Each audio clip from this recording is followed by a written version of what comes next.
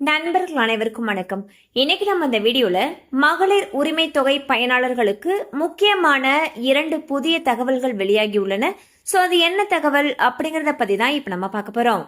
வீடியோக்குள்ள போறதுக்கு முன்னாடி இதுவரைக்கும் நீங்க நம்ம சேனலை சப்ஸ்கிரைப் பண்ணலனா உடனே சப்ஸ்கிரைப் பண்ணிருங்க. அப்படியே பக்கத்துல இருக்கக்கூடிய பெல் பட்டனையும் கிளிக் பண்ணிருங்க. அப்பதான் நாங்க போடக்கூடிய அனைத்து பயனுள்ள தகவல்களும் உங்களை கரெக்ட் டைம்க்கு ரீச் ஆகும். இப்ப வாங்க வீடியோக்குள்ள போலாம். தமிழ்நாட்டில் மகளிருக்கு மாதந்தோறும் 1000 ரூபாய் வழங்கக்கூடிய மகளிர் உரிமை தொகை திட்டமானது தற்பொழுது அமல்ல இருக்கு. கடந்த ஆட்சியில கொண்டு வரப்பட்ட இந்த திட்டத்துக்கு பெண்கள் மத்தியில பெரிய அளவு நல்ல வரவேற்பு கிடைச்சிருக்குன்னு தான் சொல்லணும். இந்த திட்டம் முதலமைச்சர் திரு விஜய் அவர்களுடைய தலைமையிலான தாவேக ஆட்சியிலையும் தொடருது. இதன்படி விஜய் அவர்கள் பொறுப்பேற்ற பிறகு முதன்முறையா மே 15ஆம் தேதி மகளிருக்கு 1000 ரூபாயானது அவங்களுடைய வங்கி கணக்குல வரவு வைக்கப்பட்டது. இந்நிலையில் மகளிர் உரிமை தொகை திட்டத்திற்கு ஏற்கனவே பல முறை விண்ணப்பித்தும் சில பெண்களுக்கு விண்ணப்பம் மட்டும் ஒரு சில காரணங்கள்னால தொடர்ந்து நிராகரிக்கப்பட்டு வந்தது. இந்நிலையில் அவர்களுக்கு மீண்டும் ஒரு வாய்ப்பை வழங்கும் விதமாக வட்டாட்சியர் அலுவலகங்கள்ல மக்கள் குறை தீர்ப்பு முகாம்கள் நடத்தப்பட்டு வருது.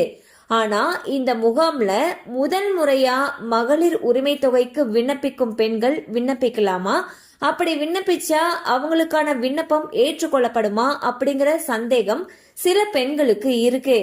புதிய விண்ணப்பங்கள் குறித்து தாசில்தார் என்ன சொல்லியிருந்தாரு அப்படின்னா, மகளிர் உரிமை தொகைக்கு முதன்முறையாக விண்ணப்பிப்பவர்களுடைய விண்ணப்பங்களை பரிசீலனை செய்யும்படி தமிழக அரசு கிட்ட இருந்து எந்த ஒரு உத்தரவும் இதுவரைக்கும் வரல. ஆகையால் உங்களுடைய விண்ணப்பங்களை தற்போதைக்கு பரிசீலனை செய்ய முடியாதுன்னு சொல்லியிருக்காரு. இருப்பினும் உங்களுடைய விண்ணப்பங்களை அப்படியே நாங்க வாங்கிக் கொள்கிறோம். தமிழக அரசு கிட்ட இருந்து புதிய முதன்முறை விண்ணப்பங்களை பரிசீலனை செய்யறதுக்கான உத்தரவு வந்துச்சுன்னா இந்த விண்ணப்பங்களை நாங்களே ஏற்றுக்கொண்டு பரிசீலனை செய்வோம்னு சொல்லிட்டு தாசில்தார் தெரிவிச்சிருக்காரு.